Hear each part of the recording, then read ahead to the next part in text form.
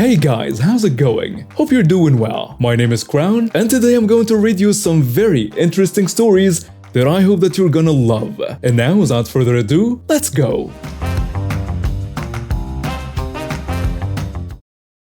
My dad and I decided to head out to a nearby shooting range. We packed our gas pistol, a kind that doesn't require a license in our country. This pistol usually fires blank or gas cartridges, but we had a special attachment that allowed us to shoot flares and pyrotechnics. After firing a few rounds and loading a new flare, we suddenly heard someone approach us from behind. Turning around, we saw a woman around 40 and her son, who looked about 11 years old. "Excuse me," the woman said, getting our attention. "Yes," I replied, sensing trouble. "Could you please let my kid shoot?" she asked. I knew the rules well. You had to be at least 15 to shoot, and using explosives required special paperwork, which my dad had. "I'm sorry, but he's too young for that," I told her. "No, he's not. He's 17, she insisted, which was clearly not true. Her son tried to calm her down, suggested that they could rent their own gun, but she persisted, asking if we had the paperwork for explosives. When we refused to let her son shoot, she got furious and suddenly grabbed the gun from my hand, pulling the trigger. And the flare went off, hitting my shirt. I managed to put out the fire and called for security. Realizing what she had done, the woman grabbed a box of flares and ran towards the forest, leaving her son behind, stunned. The security guard arrived and I quickly briefed him about the situation. Luckily, the range had a kennel with trained dogs for situations like this. My dad, being an off-duty officer, took one of the dogs to track the woman. We followed the security guard and the dog into the forest. After about 15 minutes, the guard spotted her hiding in a bush. As he approached with the dog, the woman panicked and shot at the dog with a flare, injuring it. The security guard immediately tackled her, and she was later arrested and charged for assault, theft, and injuring a police dog. At her court hearing, she received a sentence of 15 years in prison. After the incident, my dad and I went back home, a bit shaken but unharmed. To lighten the mood, we spent the evening shooting tin cans with an air gun, trying to forget the day's drama. And that's how my simple day at the shooting range turned into an unforgettable adventure. So for context, this happened back in 2015/2016. I'm a single mom, 23 female at the time, and only had a young son to tend to. So I was waitressing at a restaurant that I will call East End for the story that was in the heart of the rough area of our town. But a major success due to the support of our community and area-wide parties we were known for throwing.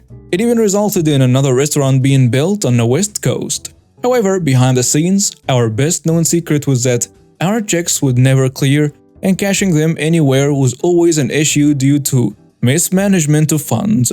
They even put $0 on my W-2 form, even though I put back funds from each supposed check, which I think is illegal. Throughout this, I stayed faithful to them and worked hard almost daily, bringing my son with me from lack of childcare.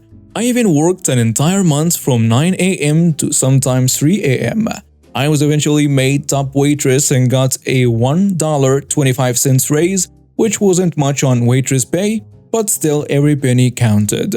But soon, the owner passed the company down to his son, and when his son took over, everything was okay until he hired 2 employees. I will call them Tina, an older female, and Leah, an old schoolmate.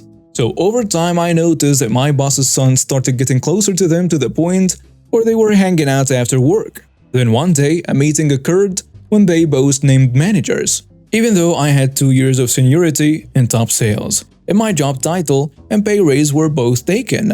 As if that was not heartbreaking enough, my work ethic started getting picked apart by them, especially Tina, who would call me a table hog and not a team player, even though I brought in the most sales.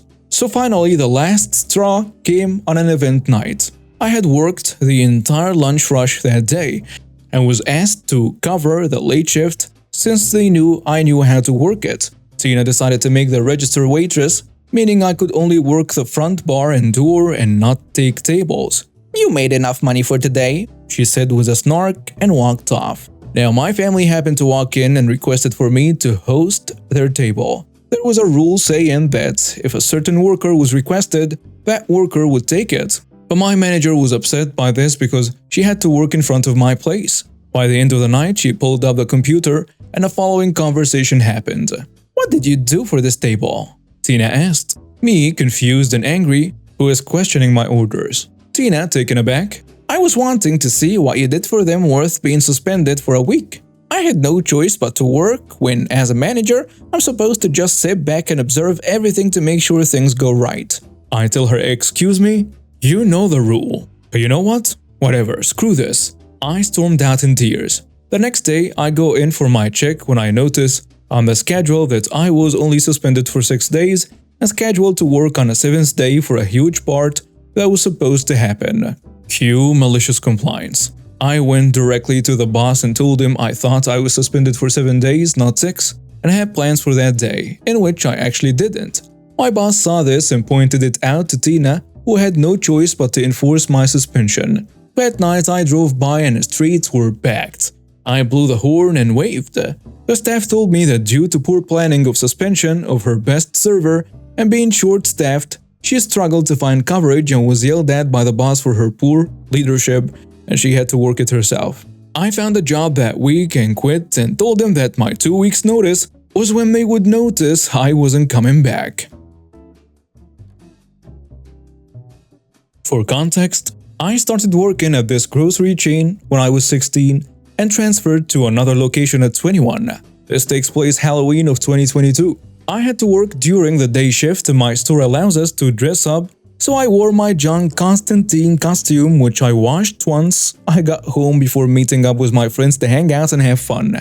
We ended up deciding to get some snacks and drinks and stop by the location of our store that was closest to the house we were hanging out at, which happened to be the one I transferred from the year before. While my friends and I were talking about what we wanted, a regular recognized me and asked if I knew where something was, so I told my friends I'll meet back up with them after I help the customer. I then proceeded to show her where the item was and asked if she needed anything else, and she said no and asked me if I still worked there since she hadn't seen me in a while, and so I told her that I had transferred the year before. This is where the Karen comes in.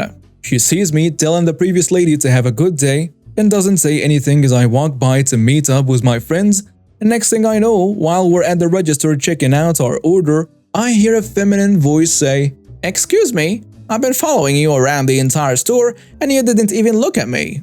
I apologized and asked if there was something I could help her with, and she then said that she wants me to find everything on her list and grab it for her. This is where I realized what was going on and explained I don't work at that location, and even if I did, that is not what the job entails. Her response was, "If you don't work here, then why did you help that other lady?" I replied by telling her that I had worked at this location for a little over 5 years and transferred the year before, so I still knew the store pretty well. And this is when she starts screaming at me to get a manager because she's going to get me fired and my friends are telling me to ignore her and let's go. I instead decided to piss her off and get the store manager who knew me since I worked there in the past, and the look on Karen's face when he said I didn't work there anymore, and even if I did, I was clearly off the clock, meaning I didn't need to help her if I didn't want to, was just priceless. After she left, I asked him if she has been an issue since I had left, and he said she has been doing this every week for the past 2 months, and the next time he will have her trespassed because he's getting tired of dealing with her nonsense. My friends and I had a good laugh once we got in one of their trucks on the way to the house. I, 30 female, have an older sister, 32 female. We're honestly not close in adulthood and we did not get along well as kids. We see each other a few times a year at family gatherings that include our parents/grandparents. We don't really text or call or talk to check in otherwise. It's a civil/surface level relationship and I don't mind it. My sister, however, doesn't put any more effort into the relationship than I do, but I think she has unrealistic expectations of our relationship. My sister doesn't put effort into our relationship on a regular basis, but during times of need, she expects me to flip a switch and play sister for her at her convenience. Example, she got married 2 years ago and she was up my butt for the year prior to her wedding because she needed me for all of my maid of honor duties that I was doing for her. 2 days after the wedding, I couldn't even get a text back from her. This is just how things go between us. She feels very entitled to a one-sided relationship with me at her discretion. However, I really don't care to participate in that. A year ago, she reached out to me to tell me she miscarried via text. I told her I was sorry to hear this and I was thinking of her and her husband.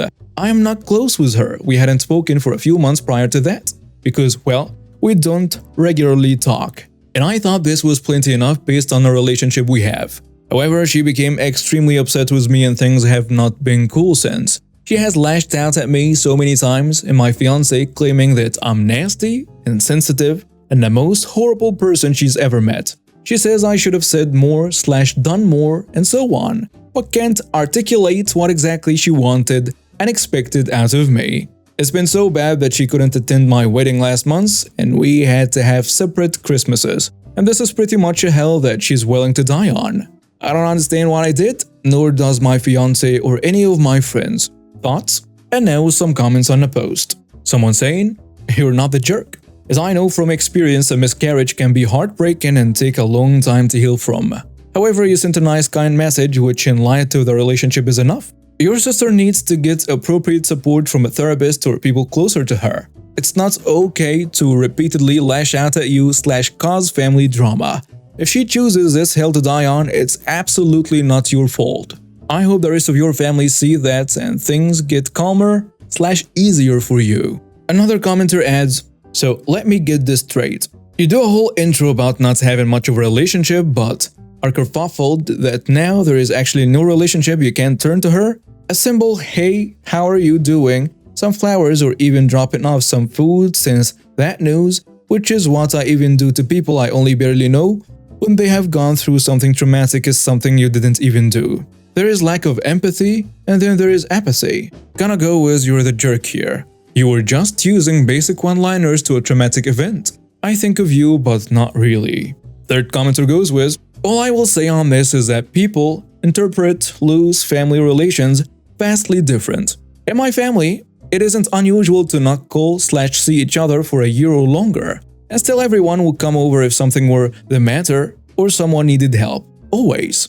You interpret her lack of commitment as disinterest. She might just be comfortable with this level of communication without thinking any less of you. I'm not saying this is definitely what happened, hence no vote from me, but I know from personal experience that individuals can interpret the same familial relationship drastically differently. If that's what's going on, you might have broken her heart. That doesn't mean she isn't being unreasonable about this and really bad at communicating, but it might be worth a thought." A fourth commenter seals it with, "Not a jerk. People read what they saw."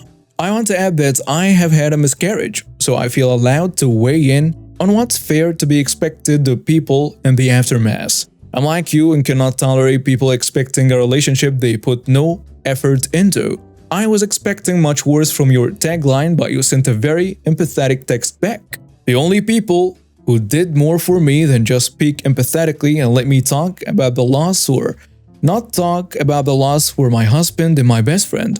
My best friend brought me a latte and some soaps for my freezer, and we sat and talked for a few hours.